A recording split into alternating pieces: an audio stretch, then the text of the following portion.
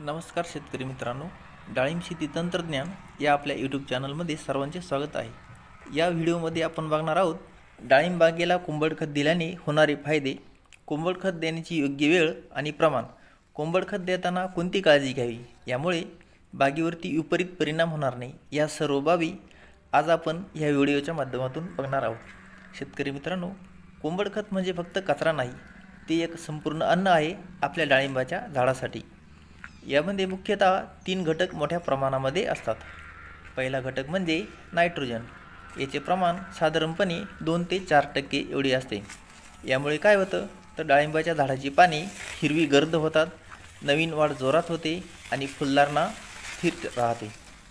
दुसरा घटक आहे फॉस्फरस. याचे प्रमाण आहे 2 ते 3%. यामुळे काय होते, मुळांची वाढ चांगली जोमदार होते, फळाची साईज आणि गुणवत्ता वाढते, झाडाला ताण सहन करण्याची ताकद मिळते. तिसरा घटक आहे पोटॅशियम. याचे प्रमाण असते 2 ते 3%. यामुळे काय होतं तर फळाची हार्नेस चांगली होते, साखर आणि रंग वाढतो, पाण्याचा ताण कमी होतो आणि बुरशीचे प्रमाण घटते. आता आपण बघूया कोंबड खतामध्ये असणाऱ्या इतर घटक म्हणजे मायक्रोन्यूट्रनचे डाळिंबाच्या झाडाला होणारे फायदे. त्यामध्ये पहिला घटक आहे तो म्हणजे बोरॉन. बोरॉन काय काम करतो तर फुलकळीची जी प्रारंभिक निर्मिती आहे तर ती चांगल्या प्रकारे सुधारतो. कळी पडणे म्हणजे कळी ड्रॉप होणे याची प्रमाण कमी होते. परागकण व परागनलिकेची वाढ सुधारल्यामुळे पुढील फळधारणा चांगली होते.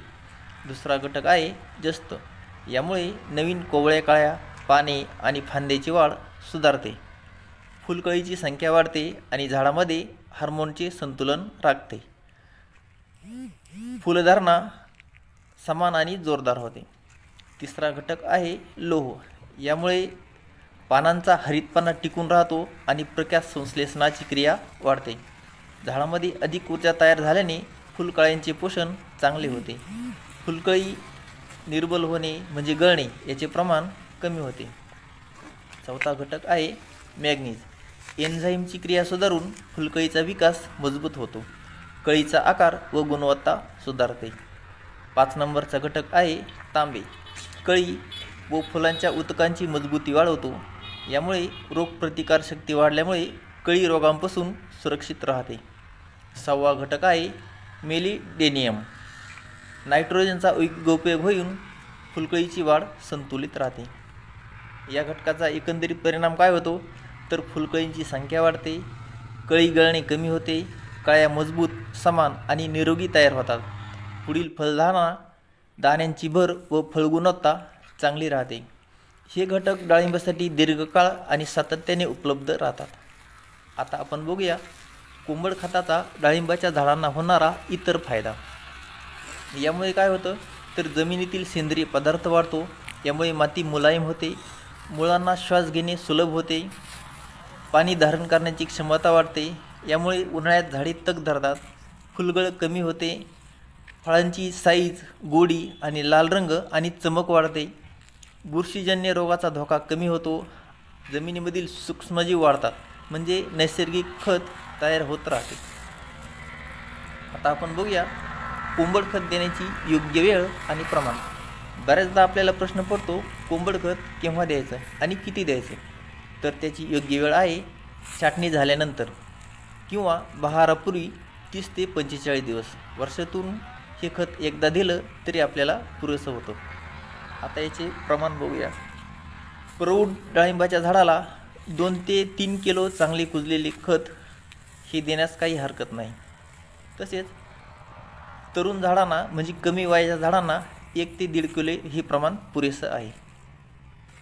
आता आपण बघूया डाळिंबाच्या झाडांना खत देताना कोणती काळजी घ्यावी. खत चांगलं आहे पण वापरताना काही गोष्टीची काळजी घेतली तर परिणाम दुप्पट मिळतो. कोंबड खत हे पूर्णपणे कुजलेले असावे.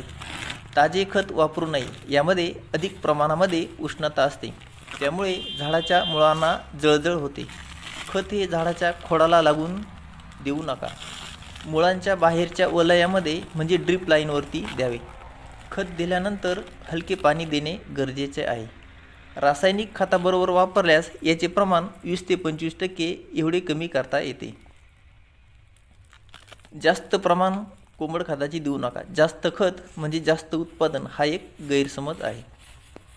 डाळिंबाच्या झाडांना कोंबड खत देताना यामध्ये नायट्रोजनचे प्रमाण हे अधिक असते हे आपण ध्यानात असणे गरजेचे आहे. कारण डाळिंबाच्या झाडांना फुलारा अवस्थेमध्ये जास्त प्रमाणामध्ये जर नायट्रोजन झाला तर झाडांना फुलकळी येण्याऐवजी अधिक प्रमाणामध्ये नवीन फुटे येतात. कोंबड खत वापरताना इतर खतांद्वारे नायट्रोजनचे प्रमाण जास्त होणार नाही याची काळजी घेणे महत्त्वाचे आहे. मित्रांनो, आपली डाळिंब बाग ही फक्त शेती नाही, ही आपली कमाई आणि आपल्या कुटुंबाची आशा आहे. जसं आपण आपल्या मुलांना पोषण देतो तसंच कोंबड खतासारखं सेंद्रिय खत आपल्या झाडांना पोषण देतं. निसर्गाकडून येणाऱ्या अशा भेटीमुळेच आपली डाळिंब शेती दीर्घकाळ टिकते आणि वाढते. जर ही माहिती तुम्हाला उपयोगी वाटली असेल तर लाईक करा, शेअर करा आणि आमचा चॅनल डाळिंब शेती तंत्रज्ञानला सबस्क्राईब नक्की करा. पुन्हा भेटूया पुढच्या व्हिडिओमध्ये. तोपर्यंत नमस्कार.